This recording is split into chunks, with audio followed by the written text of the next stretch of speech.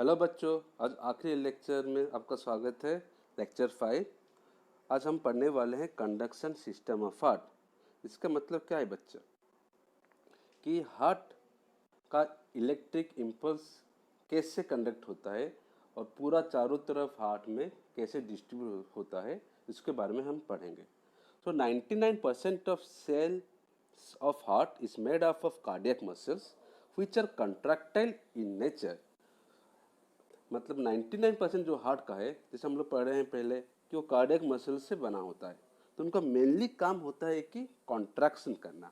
Contraction, artery का contraction करना, ventricle को कॉन्ट्रैक्शन करना, उनका मेन काम वही होता है। But 1% cells are modified into nodal tissues which has the ability to generate action potentials without any external stimuli, that is, it is auto-excitable। ये बहुत इंपॉर्टेंट सेंटेंस है। केवल 1% सेल है हार्ट का जो थोड़ा स्पेशलाइज्ड सेल्स होते हैं। वो क्या होते हैं, वो थोड़ा मॉडिफाई होके नोडल टिश्यूज बन जाते हैं, जिनका काम ये होता है कि टू जनरेट एक्शन पोटेंशियल, मतलब इलेक्ट्रिक इम्पल्स क्रिएट करना, जनरेट करना, बिना नर्वस सिस्टम के डिपेंड होके वो खुद से इलेक्ट्रिक इम्पल्स क्रिएट करना। तो वो 1% सेल जो होता है नोडल टिश्यू, उनका रेस्पॉन्सिबल होता है। इसलिए हार्ट को बोला जाता है कभी कभी मायोजेनिक इन नेचर। इसका मतलब थोड़ा मैं बताता हूँ डिटेल में। देखो, हम लोग देखे हैं कि जब मुर्गी लोग को मारते हैं, जब उसको हार्ट निकालते हैं, तो मरने के बाद हार्ट को निकालते हैं, फिर भी वो पंप करता रहता है। ये पॉसिबल कैसा है? इसका मतलब क्लियरली बताता है कि हार्ट का जो पंपिंग है वो नर्वस सिस्टम के ऊपर डिपेंड नहीं करता है। वो हार्ट मसल्स के अंदर ऐसे स्पेशलाइज्ड मसल्स होते हैं जो 1% भी होते हैं, जिसको बोलते हैं नोडल टिश्यूज। वो खुद इलेक्ट्रिक इम्पल्स जनरेट करता है और लाइफ भर हार्ट को पंप करने में हेल्प करता है। तो वो बहुत इम्पोर्टेंट मॉडिफिकेशन है हमारा हार्ट सेल्स का। तो इसलिए ये सभी ऑर्गेनिजम्स को जिसके पास मायोजेनिक हार्ट होते हैं, तो वो बिना नर्वस सिस्टम के हेल्प से पंप करते हैं। लेकिन कुछ कुछ एनिमल्स है जो इनका मायोजेनिक हार्ट नहीं होते, जो लोअर एनिमल्स में उनको हार्ट निकालते ही हार्ट बीट स्टॉप हो जाता है, क्योंकि वो डिपेंड करता है नर्वस सिस्टम के ऊपर। तो आगे पढ़ते हैं। This nodal tissues can be divided into 4 category. 4 type का नोडल टिश्यूज है हमारे हार्ट में, जिनका काम होता है कि इलेक्ट्रिक इम्पल्स क्रिएट करना और पूरा हार्ट में स्प्रेड करना इवनली, ओके, ताकि आर्टरिया और वेंट्रिकल कॉन्ट्रैक्ट करे। ठीक है, तो वो 4 टिश्यूज क्या है? एक तो है साइनो आर्ट्रियल नोड,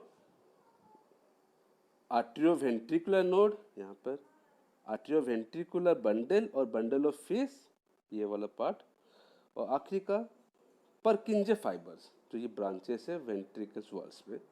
तो देखते हैं कि एक्चुअली एग्जैक्टली काम कैसे करता है। मैं ओवरऑल एक बता देता हूँ कि कैसे एग्जैक्टली काम करता है तुम्हारा इलेक्ट्रिक इम्पल्स, कैसे जनरेट होता है और कैसे पूरा हार्ट में स्प्रेड होता है। यहाँ पर सैन जो है, यहाँ पर इलेक्ट्रिक इम्पल्स जनरेट होता है, तो यहाँ से वो स्प्रेड होकर दूसरे आर्टेरिया को भी वो इम्पल्स भेजता है, जिसके कारण से आर्टेरिया कॉन्ट्रैक्ट होता है। उसके बाद ये पूरा इलेक्ट्रिक इम्पल्स ट्रांसमिट करता है एवीएन, मतलब आर्टेरियो वेंट्रिकुलर नोड पे, ताकि वो पूरा इलेक्ट्रिक इम्पल्स नीचे वेंट्रिकल में जैसे पहुंचे। तो इसलिए वो पास करता है एवीएन पे। फिर एवीएन 2 ब्रांचेस में डिवाइड होके, जिसको बोलते हैं बंडल ऑफ फिश, होके फाइनली परकिंजे फाइबर्स बन जाते हैं, तो वॉल्स ऑफ वेंट्रिकल्स में इलेक्ट्रिक इम्पल्स देता है। फाइनली वेंट्रिकल कॉन्ट्रैक्ट करता है। तो ऐसा काम करता है। थोड़ा डिटेल में पढ़ते हैं इनके बारे में। पहले सैन, जो साइनो आर्टेरियल नोड, तो it is the pacemaker of heart, मतलब यहीं से शुरू होता है, जनरेट होता है हार्ट का pumping electric impulse. This is the creator of the electrical impulse in heart. So it's impulses is maximum, तो उसका इम्पल्स सबसे मैक्सिमम होता है, क्योंकि यहीं से जनरेट होता है। And is responsible for initiating and maintaining the rhythmic contractile activity of the heart. तो यही मेंटेन करता है rhythmic contractile activity of the heart. इसके कारण से शुरू होता है पंपिंग आर्टेरिया से पहले। सो उसका it generates cardiac impulses at the rate of 70 to 75 minute and it is located in the right atrium just at the entry of superior vena cava. So उसका रेट क्या है 70 to 75 पर minute और present कहाँ पर रहता है right atrium में सुपर वेना कावा के पास प्रेजेंट होता है। तो सेकेंड पार्ट है atrioventricular node. It is called the pace setter of heart because it acts as a relay station slowing the electric current sent by SAN before the signal is permitted to pass down the ventricle। तो ये क्या करता है काम avian, वो San में जो generate होता है इलेक्ट्रिक इम्पल्स वो रिले स्टेशन की तरफ रिसीव करता है सब इलेक्ट्रिक इम्पल्स और ट्रांसमिट करता है बंडल ऑफ हीट्स को, ताकि सब वेंट्रिकुलर वॉल्स में वो इलेक्ट्रिक इम्पल्स स्प्रेड हो और वेंट्रिकुलर सिस्टोल में हेल्प करे। तो जस्ट पास करने में मदद करता है, इसलिए इसको बोला जाता है रेलवे स्टेशन या पेस सेटर। तो ये कहाँ प्रेजेंट होता है at lower left corner of the right atrium, lower corner of the right atrium. फिर तीसरा पार्ट है bundle of His. It is also called atrioventricular bundle. It arises from AVN and descends down the interventricular septum before dividing into two main bundles to form Purkinje fibers in respective ventricles। मतलब ये avian से शुरू होता है, यहाँ देख सकते हो, फिर वो दो ब्रांच में डिवाइड होके एक लेफ्ट वेंट्रिकल में चला आता है, एक राइट वेंट्रिकल में चला आता है और फाइनली पर्किंजे फाइबर के साथ मिल जाता है। तो उसका काम है कि एवियन से लेके पर्किंजे फाइबर्स तक इलेक्ट्रिक इम्पल्स पास करना। So it serves to transmit the electrical impulse from AV node to the Purkinje fibers of the ventricles। वैसे Purkinje fibers इसका काम क्या होता है, transmit cardiac impulses from bundle of His to the myocardium of the ventricles. ये finally क्या करता है, वेंट्रिकल को भेजता है इलेक्ट्रिक इम्पल्स ताकि वेंट्रिकल कॉन्ट्रैक्ट करे। Located in the walls of both ventricles, जिसे देखें हम लोग, it allows coordinate ventricular contraction. ठीक है बच्चों। नेक्स्ट इलेक्ट्रोकार्डियोग्राफ, एक मशीन है जो इन्वेंट किया गया था एंथोवेन से।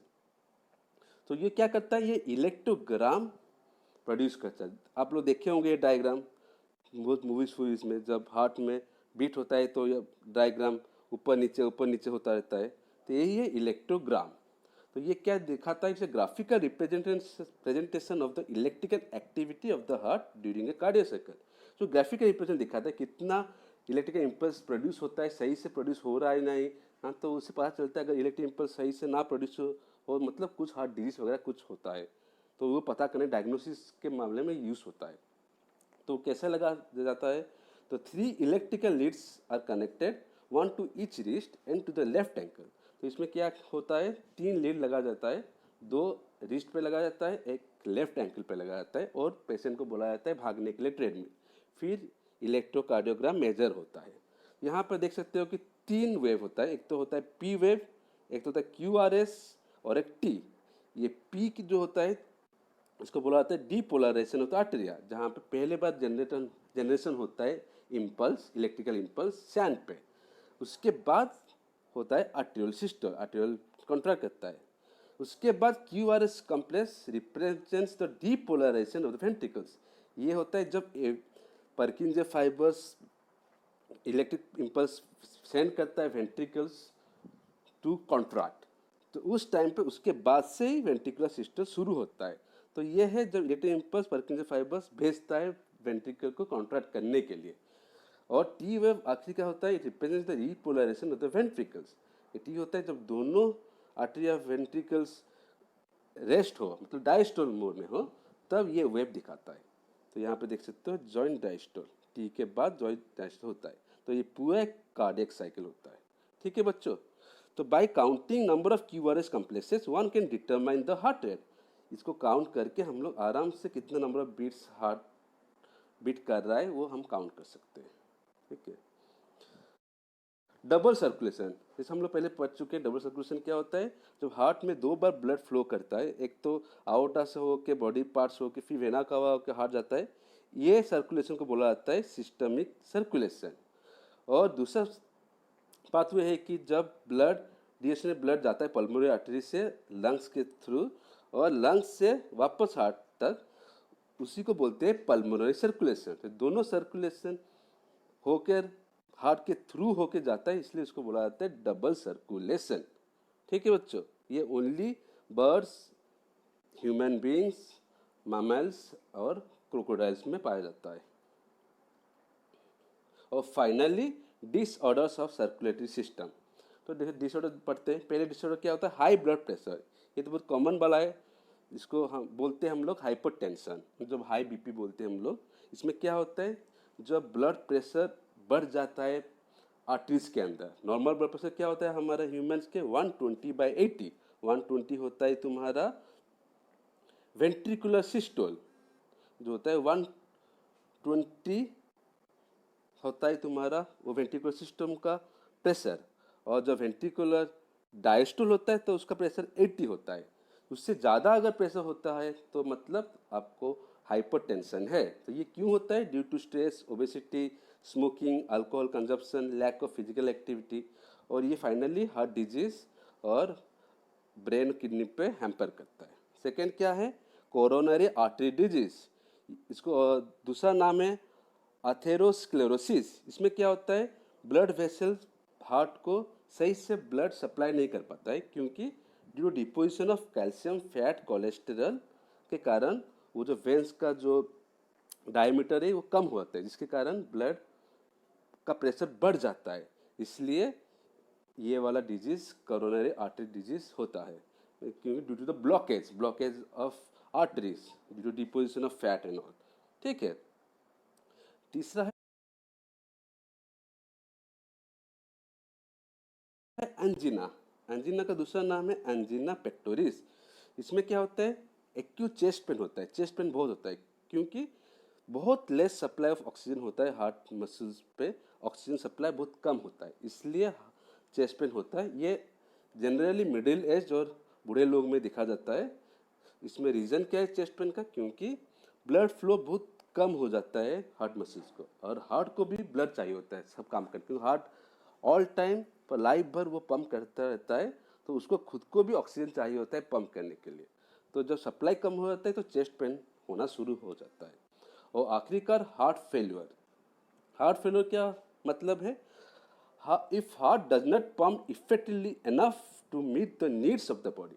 अगर हार्ट सही से पंप ना करे, जितना होना चाहिए बॉडी को, जितना जरूरी होता है उतना अगर ना हो पाए, तो उसको बोलते हैं हार्ट फेल्यूर। तो congestive heart failure occurs due to congestion of the lungs. एक टाइप का हार्ट फेलियर है कंजेस्टिव हार्ट फेलियर। वो क्यों होता है?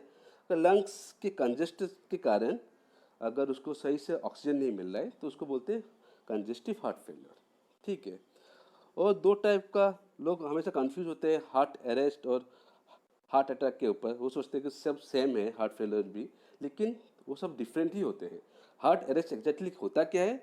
जब हार्ट अचानक स्टॉप हो जाए बीटिंग, उसका हार्ट बीट अचानक बंद हो जाए, तो उसको बोलते हैं हार्ट अरेस्ट। और दूसरा है कि हार्ट अटैक। हार्ट अटैक का मतलब क्या है? When the heart muscle is suddenly damaged by an inadequate blood supply. अगर हार्ट मसल अचानक खराब हो जाए क्योंकि ब्लड सप्लाई तुरंत बंद हो गया, और इसलिए वो तुरंत अचानक इन ए फ्यू सेकेंड वो मसल डैमेज हो गया, इसके कारण से हार्ट अटैक होता है। तो याद रखना, heart attack, heart arrest and heart failure तीनों अलग अलग चीज़ें, काफ़ी थोड़ा बहुत मिलते हैं, लेकिन कॉजेस और एक्शन थोड़ा अलग है। ठीक है, ये याद रखना। तो इसके साथ आखिरी लेक्चर ख़त्म बच्चों। Thank you.